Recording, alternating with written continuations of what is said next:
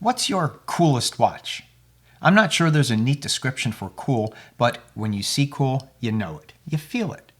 Cool in watches can be something historic, or rare, or super expensive. Cool can be an amazing design, colorway, or sophisticated complication. For me, in simple terms, I just like a watch that looks cool. My tastes are not directly tied to price or pedigree, but rather the design of the face of the watch. Design elements that contribute to cool are the use of color and detail of the dial and hands, how the face flows with the design of the case, and I also think it's cool when a watch has good lume, referring to the luminous paint on the hands and dial or case. I want to show you some of my favorite watches that I consider cool. Then I'm going to unbox a new watch that I took a chance on buying since, quite frankly, I didn't learn of the brand until just recently. But I thought it was cool, which kind of was the genesis for this video. I'd love to know what you think makes for a cool watch, so start thinking about that because I'm going to ask you to leave your comments down below. Here are some of what I consider my coolest watches and why.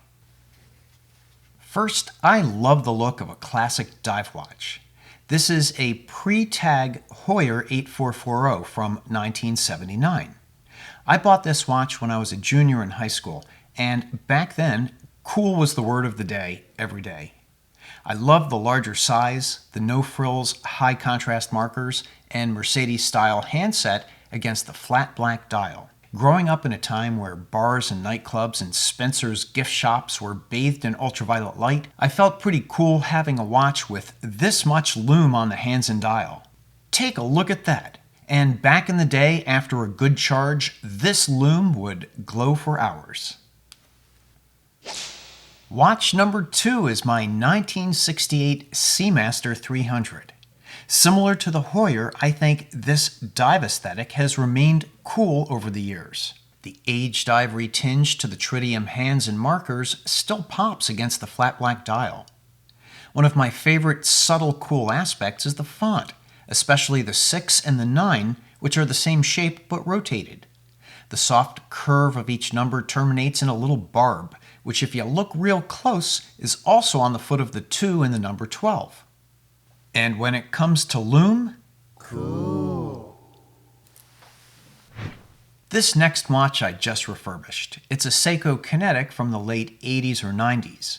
The case and bracelet are a little ornate for my taste, but this watch is in my cool list here for one reason. Hit the lights. Cool. Next up, my Seiko Recraft. This is an automatic watch with Seiko's 7S26 movement. I'm enamored by the complexity of the multi-level dial. I did a review of this watch when I got it under the macro lens, and it simply looks cool from every angle and at all levels of magnification.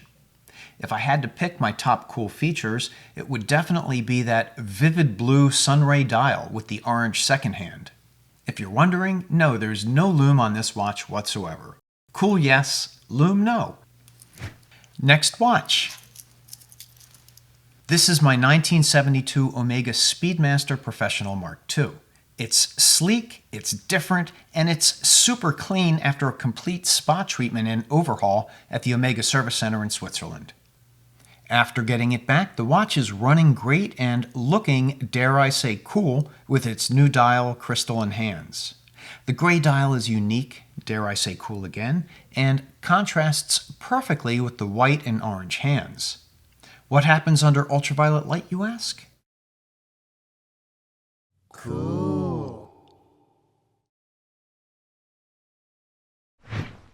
So that pretty much encapsulates some of the things that I think give a watch its cool factor. Whether it's a vintage diver vibe, great readability, a vibrant color on the dial, or whimsical, bordering on over-the-top lume, wristwatches give me the happies when they add a little bit of cool to your daily vibe. And that brings us to a new watch that I'm going to unbox right now for your entertainment pleasure. Will this wristwatch check off any of the boxes on my cool wish list? I can't wait to see.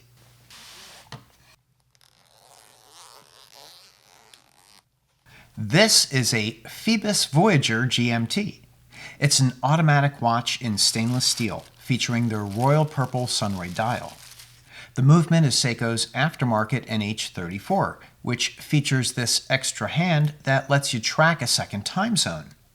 It has an anti-reflective treated domed sapphire crystal, a 41-hour power reserve, and 100 meters or 330 feet of water resistance. The name Phoibos, spelled Phoibos, is the ancient Greek word for bright, shining, or radiant. It is the epithet for the god Apollo. And while I cannot demonstrate proof of a single or multiple gods, I can tell you that there was a force in the universe that led me to this watch. First, a little backstory. My wife, a writer, had an idea for a book when she was in college. It took place in ancient Greece, on the island of Crete, set in the year 1600 BCE. The idea sat in a drawer until several years ago during the pandemic when she started writing it. The people of ancient Crete were craftsmen, and one of the treasured commodities they were known for was a purple pigment extracted from the murex snail, which colored the fabric of the best-dressed people of the day. Purple has gone on to be a color associated with royalty, so with a nod to purple, I thought it would be cool to get a purple watch. Hands down, this was my favorite. The fact that the brand's name is inspired by ancient Greece, that was too cool for me to pass up. Now that it's unwrapped, I'm going to size it and spend some time with it on my wrist. Maybe I'll even circle back to let you know what I think of it after getting to know it. What's that? You want to see the lume? I thought you'd never ask. Cool. I'm Mike. The channel is Watch with Mike. Let me know what your coolest watch is and what you look for in a cool watch in the comments down below. Hey, don't run away just yet. If you haven't already, please support the channel by giving this video a like, join the conversation by leaving a comment, check out my related videos, and click that subscribe button. It really helps, and I appreciate having you as a viewer.